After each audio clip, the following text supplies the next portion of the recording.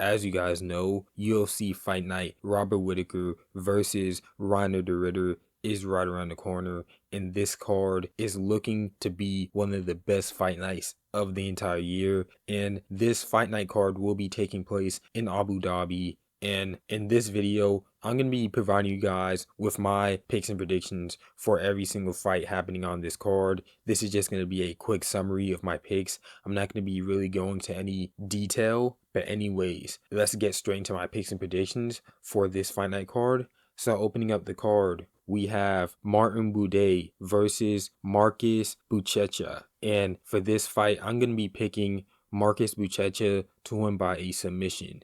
Next up in the featherweight division, we have Muhammad Yahya versus Steven Nguyen. And I'm going to be picking Steven Nguyen to win by a TKO or knockout. Next up in the light heavyweight division, we have Ibo Aslan versus Billy Elikana. And I'm going to be going with Ibo Aslan by a first round knockout. Next up in the women's strawweight division, we have Amanda Ribas versus Tabitha Ritchie. And I'm going to be going with Tabitha Ritchie to win this fight by a decision. Next up in the bantamweight division, we have Davy Grant versus Damon Blackshear. And I'm going to be going with Damon Blackshear to win this fight by a decision. Next up, we have a fun matchup in the welterweight division between Muslim Salikov, the king of Kung Fu, versus Carlos Liu. And I'm going to be going with Carlos Liu to win this fight by a knockout. I would say like in the early rounds, maybe a first or second round knockout, but I definitely think Carlos Liu is going to get a finish in this matchup. Now, headlining the prelims, we have a fight in the bantamweight division between Bryce Mitchell versus Saeed Nurmagomedov. And this is a very close matchup, but I think I'm going to go with Saeed Nurmagomedov to win by a submission or maybe a decision. I'm going with a submission for now because there will be a lot of grappling in this matchup.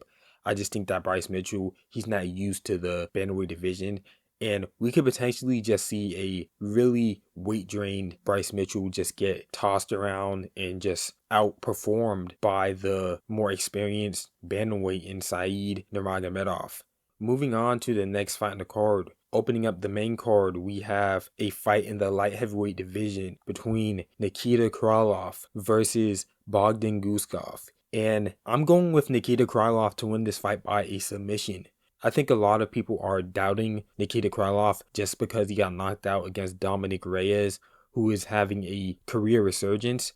And Nikita Krylov, he's hopping right back in the cage. There's no more ring rust. I think Nikita Krylov, he's just the better fighter in this matchup. And he's going to win by a submission and out-grapple Bogdan Guskov. But next fight on the card, we have Asu Almabayev versus Jose Ochoa. And I'm going with Jose Ochoa to win by a TKO. Asu Almabayev, I just can't get past that performance against Manel Cap when he was like running around. He didn't seem like he could stand his ground. Jose Ochoa, he's a devastating power puncher for the flyweight division. And I think that he'll be able to win this fight by a knockout or at least a decision, just by getting like the more damaging moments and just winning the rounds by damage. But for right now, I'm going with Jose Ochoa to win by a knockout.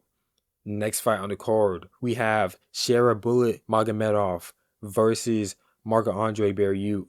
And I'm going to be picking Sharabullet to win this fight by a knockout. I can see him winning this fight by like a knockout in like the second round. I think this is a pretty steep step down in competition compared to MVP. And I think the UFC is just giving him a quick layup since he's in the Middle East in that region. And yeah, I think Sharabullet Magomedov, he's going to win by a easy knockout in like the first or second round. Maybe a decision if he doesn't like land anything devastating, but I definitely see him winning this fight. But next fight on the card, the co-main event, we have Petr Yan versus Marcus McGee. And I think Petr Yan will be winning this fight as well. I have him winning by a decision. I think that he can easily just outstrike Marcus McGee.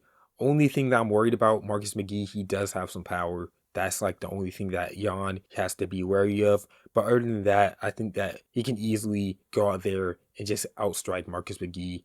I think this is a 3-rounder as well, which might make it harder for Jan since it does take him some time to get started. But either way, I'm picking Piotr Jan. He's pretty much a lock of this entire card. But anyways, moving to the main event, we have Robert Whittaker versus Reiner de Ritter. And I know that I released 2 videos analyzing this matchup where I said that I'm going to be picking Reiner de Ritter to win this matchup.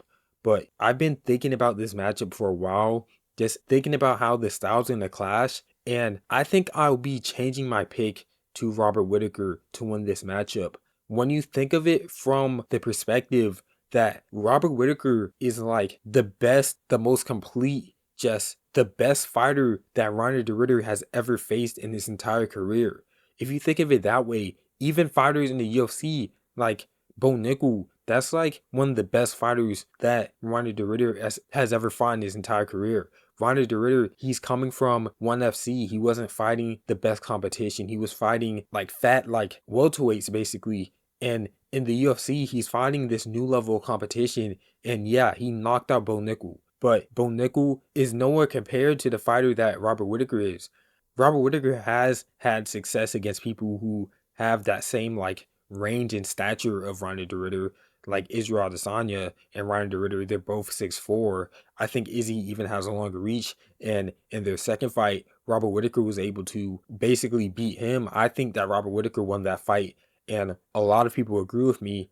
I just think that Robert Whittaker, when you think of it, he's also the best striker Reiner de Ritter has ever faced as well. And Reiner de Ritter, he does make a lot of mistakes. This is going to be a very fun matchup, but if we're being very serious, I think Robert Whittaker has a very good chance to win if he plays it perfectly.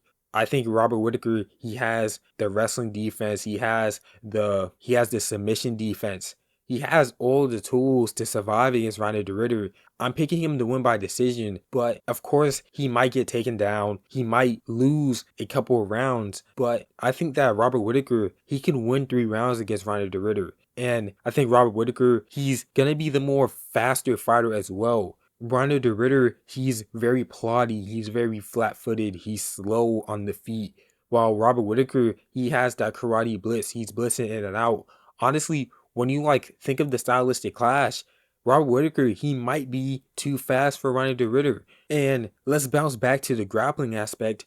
Australia, their grappling is having like a explosion in like grappling talent and grappling like knowledge. We've seen a lot of Australian fighters, their grappling has improved like tremendously. We just saw last week, Jimmy Crute got the armbar submission in his fight. Like Australian grappling, I think it's really getting up to a level where their fighters can compete and stay safe against a lot of other elite grapplers from other countries. And I was thinking of it more from a Reiner de Ritter's perspective that he's like coming up in the sport. He has a lot of momentum and hype behind him.